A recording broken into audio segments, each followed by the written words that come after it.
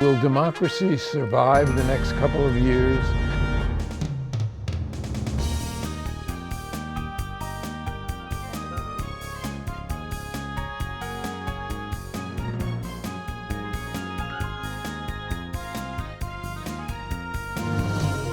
Access to Democracy is made possible by donations from the following organizations.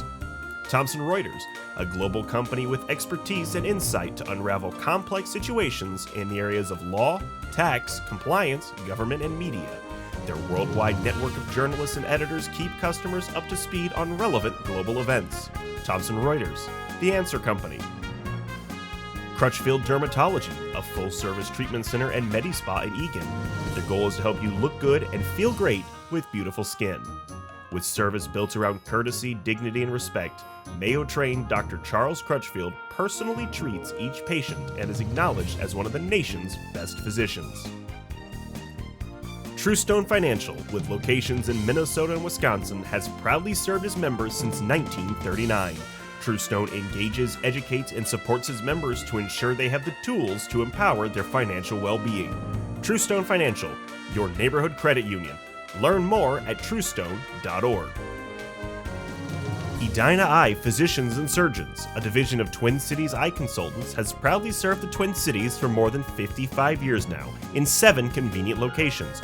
Using the most advanced technology combined with human touch, Edina Eye offers comprehensive services and dedicated specialists committed to excellence, with innovative procedures and expertise for the most advanced eye care.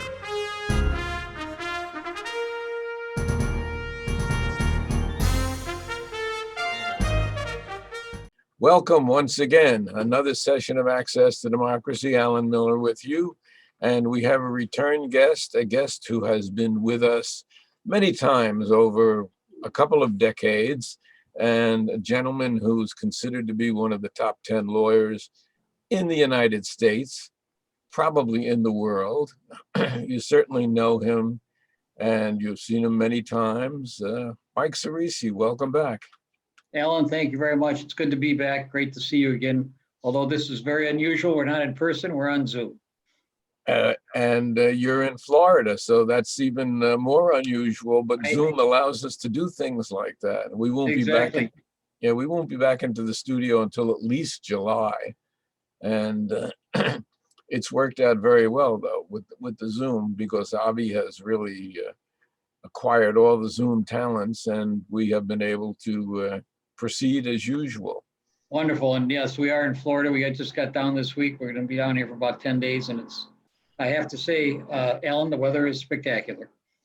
Well, it's not too bad here today. We're in the 50s. That's great. Yep.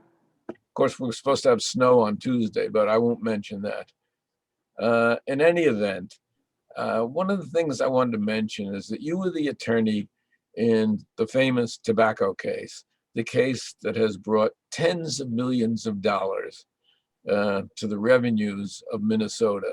Billions. Billions of dollars. I stand corrected.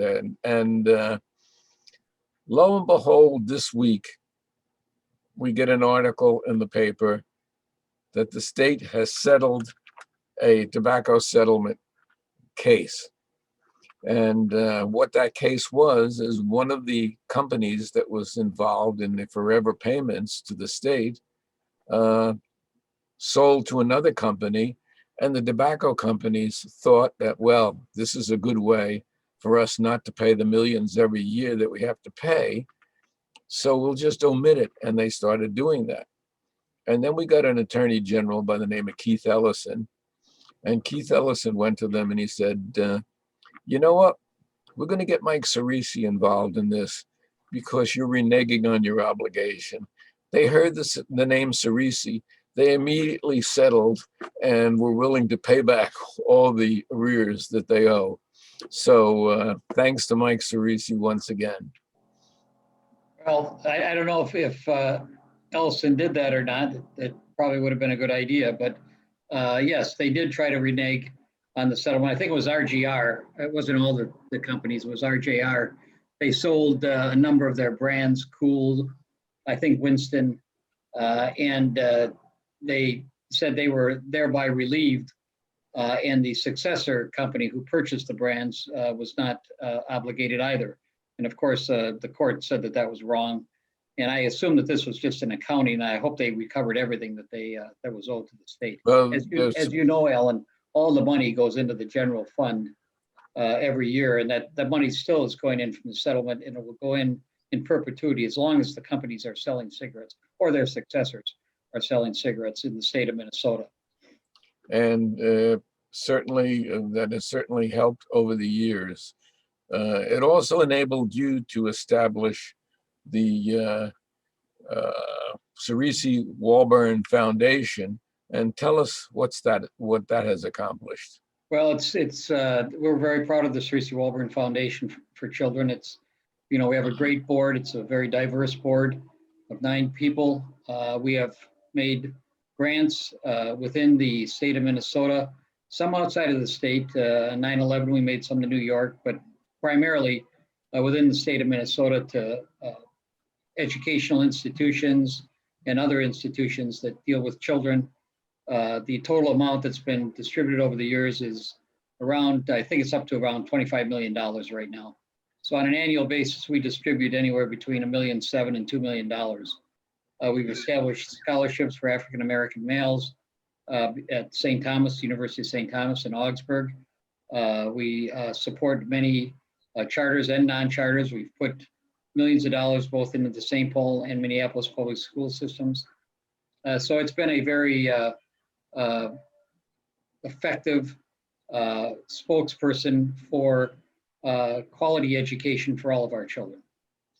And one of the things that people may not know about you, we've talked about it before, but assuming that not everybody watches every broadcast, and you haven't been on the show for 2 years, much to my surprise, although you were part of our 20th anniversary show, but is the fact that you have been very involved in local charities, the foundation certainly, and from the very beginning, your principle in law was to help everybody, not just wealthy clients.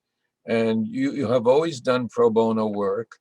And that's one of the things that marks you, and somewhat different from the average, very successful, shall I say, corporate lawyer, is the fact that you never forgot your background and your humble beginnings.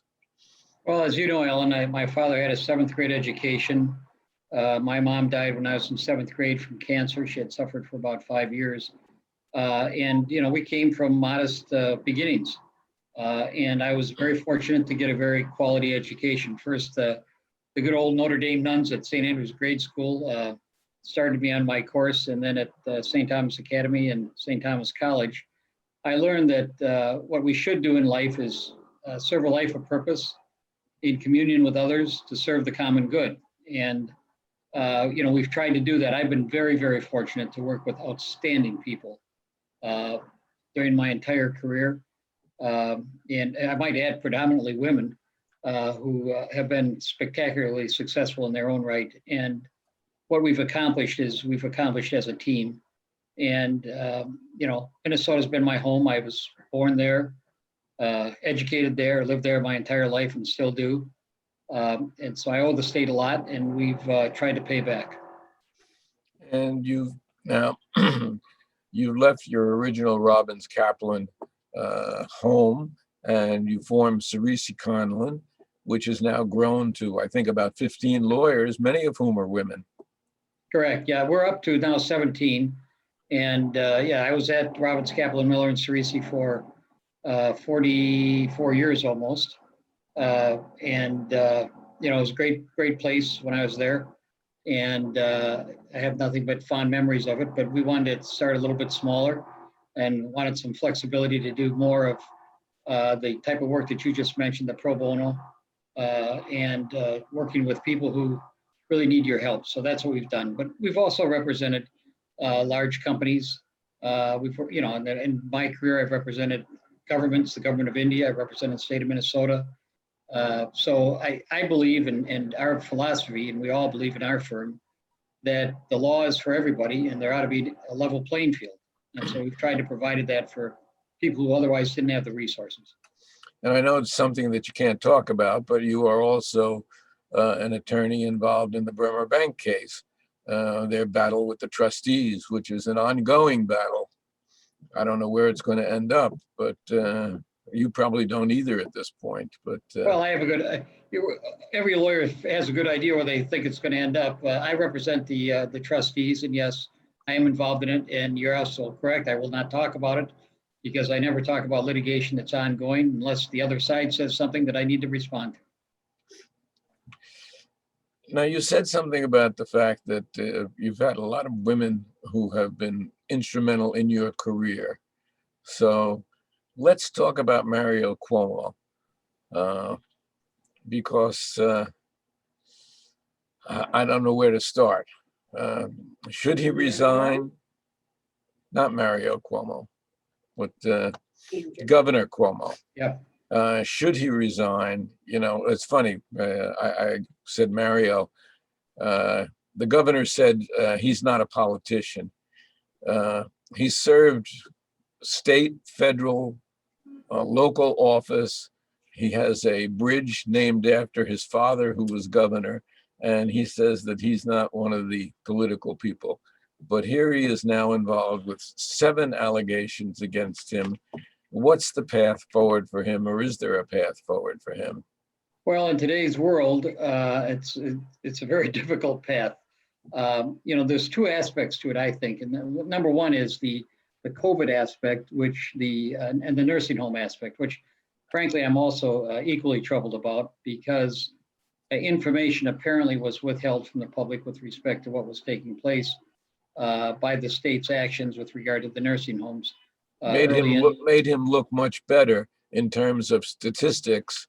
Correct. As he was on the air every day talking about what a wonderful job they were doing when people were dying in nursing homes who had been transferred there with COVID. Right, exactly. So you have that, and that's withholding public information of a public health nature during the ongoing COVID pandemic. So that's very, very troubling.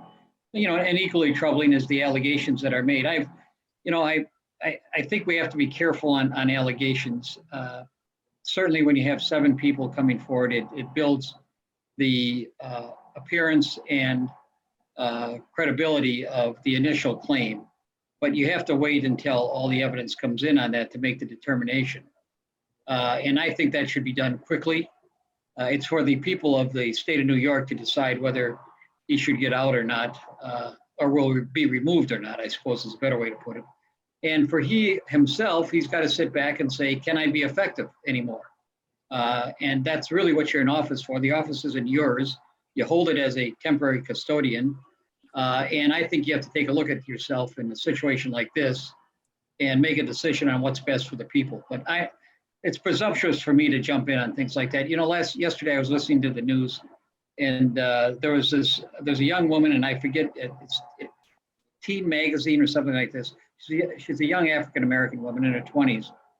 And she said something when she was in her teenage years. And 27, and she said it when she was 16 or 17. It was just in today's New York Times. Is that what it is? All right, 16 or 17 years old. And before she even started the job, they took the job away from her because she said something when she was 17. There's one thing that in principle, I will agree with the far right on, and that is that the cancel culture is a very dangerous thing. In principle, I said, not necessarily how it's applied, but in principle.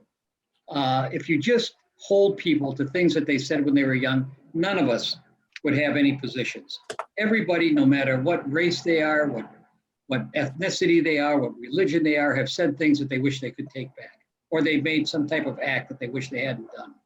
And so I think you have to take a more considered approach to it. That young woman shouldn't have lost her job, and in my judgment, for something that she said when she was 17 years old. Cuomo, she hadn't even started her job as editor of Teenage Vogue. Exactly. She was supposed to start next week, right. And they let her go. And I think that part of that is the tendency that we have to overreact when things happen. I go back to the Patriot Act. I think that the Patriot Act in 2001 was a substantial overreaction, which threatened the Bill of Rights in many respects. And I think society just has a tendency to do that, unfortunately. It does, and I think that's become more prevalent today. And I think we got to be very careful about that. And you have to be very careful what you wish for. You know, we on the Democratic side have, you know, way back when district judges were being appointed, we said, well, let's get rid of the filibuster and everything. We'll just put these people through. So they went through it, and then what happens? Of course, the Republicans respond and say, we can do the same thing at the appellate and Supreme Court level. So you got to be careful for what you wish for. And I think all of us should pause, take a deep breath, and step back and be a little more considerate of what our decisions are and what we demand of people based on something that they did 10, 15, 20 years ago. Cuomo's a different situation. These are recent. He's the governor of the state of New York. He needs the full faith of the people behind him to govern in the difficult world we're living in today. And I think he's got a hard decision to make. If he doesn't make it, my guess is that the assembly in New York will take its own action. Well, they've started impeachment proceedings, but the Attorney General, who has a very good record for fairness, is also beginning an investigation, and she's got two top people in that investigation. So we'll let that one proceed. But speaking of people stepping down, there has been a lot of press in the last week, and I understand where it's coming from, but calling on Justice Breyer of the Supreme Court to step aside at 82 to give the president the chance to appoint a younger Supreme Court justice. And I understand it, but it's also at 87, almost 87, very disturbing to me. Right. Where do you sit on that? Well, that's for Justice Breyer to decide when he's going to retire, not for the far left to make their demands that he retire now or at the end of this term. I think that when you start doing those things, you are highlighting the fact that you want a Supreme Court justice to be highly political, because that's essentially what they're saying. They're saying, look, get out now so that we can get someone who is not on the right of center, but on the left of center on the Supreme Court. So what they're really saying is that we're doing it for political reasons. Obviously, all of the justices come to the Supreme Court with their background. So they have had some political preferences, et cetera. But I believe that they, by and large, put those aside. They're not going to ignore them. That you can't ignore your whole history. But, you know, Justice Breyer will make a decision that is in the best interest of the country, and I trust him to do that. I don't think it's right for people on either the left or the right to be demanding people get down so that a certain president can get an appointment. I just don't agree with it. A very, very nice and friendly guy. Sharon and I met him at an American Bar Association meeting years ago. And when I say years ago, it's probably 2 decades ago.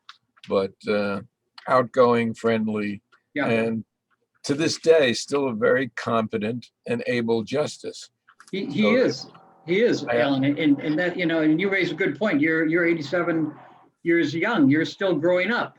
So, you know, a lot of folks can be very effective in this day and age in their 90s. So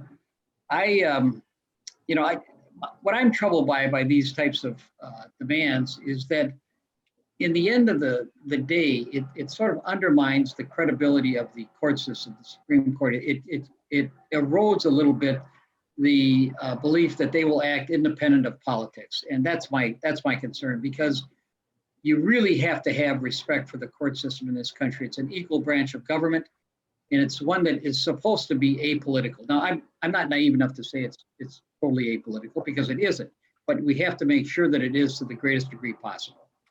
And these age limitations bother me also. Several years ago, I wrote an article that was op-ed in the Star Tribune at the time that Justice Anderson was stepping down because he hit the mandatory 70-year age.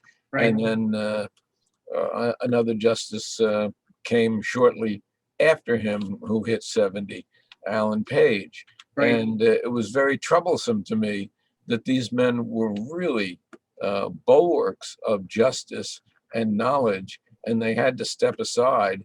And I used the example of New York, which allows judges to proceed until they're 76 if they undergo an evaluation every 2 years in terms of their capacity. And even that troubles me. There's one state that has a cutoff age of 90, and I'm with that state. I think it's up in New England someplace. Well, I think that you mentioned Justices Anderson and Page. I mean, two outstanding jurors, and frankly, I wish they were on the Supreme Court right now.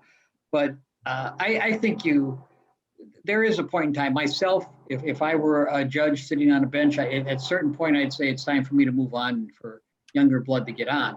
But as long as the judge has her or his capacity to judge and has the competency, I prefer to leave it to them. Yes, there should be some age limit. What that is, everybody's going to disagree probably, but I think 70 is much too young.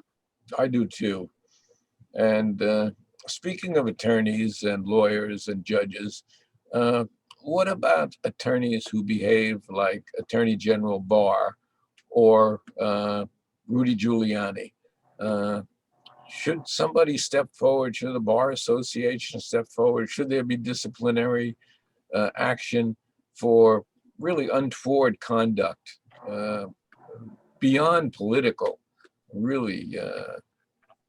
Well, I don't know about Barr. The Barr people just disagree with them, and I think basically on political grounds. I can understand the reason why they do. Giuliani is another situation, I think. I mean, the unsupportable positions that he took on behalf of President Trump and perpetuated them, I think is deeply troubling. Whether he violated any of the professional rules of responsibility or not is, we can argue about that, but I think that when you argue a position that has no legitimate basis in fact, this is my opinion now, all right? People will disagree with me. But when you argue that, that is a violation of the rules of professional responsibility, and I believe somebody should look into it. That's my opinion of what he did. Others may disagree with me, but that's how I feel. I'm not sure Barr's positions rose to that level. I think that I may disagree with a lot of the decisions he took, but I'm not sure they rose to that level. Giuliani's, in my judgment, did. Another thing, as long as we're talking law, and if I don't talk law with you, who do I talk it with? We have a jury being selected in the George Floyd murder case right here in Minneapolis. In the middle of the jury selection, the city of Minneapolis announces a $27 million settlement with the family of George Floyd. I just found that was so inappropriate and so prejudicial. In fact, two of the jurors have been excused who said that they felt the same way.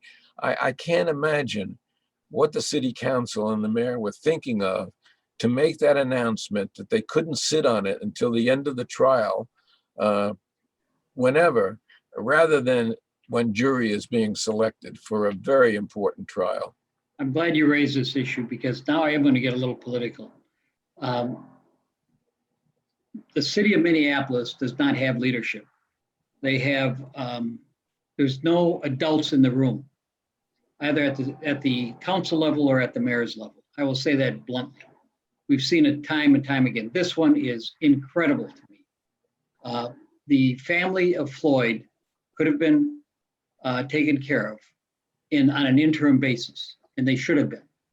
You could have very simply, in a case like this, said to the family of George Floyd, here's what we will do. We're going to continue to negotiate with you, but we're not going to have a settlement during the criminal trial for a whole host of reasons on both sides of that issue.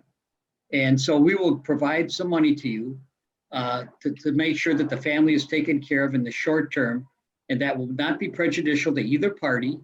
And then we will continue to negotiate and resolve this at the end of the criminal trial. That's what an adult would have done. Instead, they announced this $27 million settlement in the middle of jury selection. And I can see, obviously it's, everybody says, well, it's so prejudicial to the defense, which it is, but it also could be prejudicial to the prosecution, because a juror might say, well, everybody's been taken care of. Why do we want to put this person in jail? That might be a person's belief. Now, I'm not buying into that belief by what I say, but that is the prejudice that can arise as a result of this, and it could have been totally avoided. So there are no adults in the room in terms of the city council and the mayor of Minneapolis. Does that mean that Mike Ciresi might throw his hat into the ring? No, because you can't. And here's another issue, and it's true in both Minneapolis and St. Paul, and I'm a Democrat. But the fact is, when you have one party control over such total control over municipal governments the way they are in Minneapolis and St. Paul, you do not get that type of diverse viewpoints in debate that would take place. And you can't, nobody can get elected in St. Paul unless they're endorsed, or in Minneapolis unless they're endorsed by the Democratic Party. And the way the caucus system works. So, and that's fine. People that show up are entitled to make their decisions. But it is a problem. And I just think we're seeing it as that city is run. And I'm deeply concerned about what that means long-term for the city.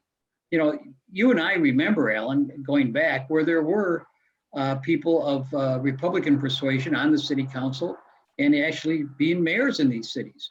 And people tended to have to compromise their positions, and the cities flourished and moved forward.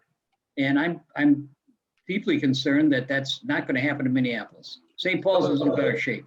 Some of the people who were mentors to me when I was a young lawyer were Republican lawyers, district's attorney, even people who had been elected as judges as Republicans, as well as Democrats.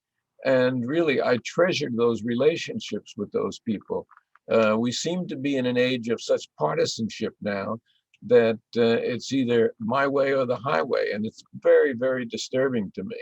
Yes, it is. And that is a big problem. And the one thing we have to learn is to not hear each other, but listen to each other. And what's happened is that we have become so divided as a nation that we only talk to the people who think like us, watch the TV that talks like us, listen to the radio that talks like us, and read newspapers or periodicals that talk like us and think like us. We don't have that interchange of ideas among the general public that we used to have, and that is dangerous to our democracy. And I couldn't agree with you more. And we've been talking with Mike Ciresi, who is a lawyer's lawyer, and certainly one of the most respected people in the profession.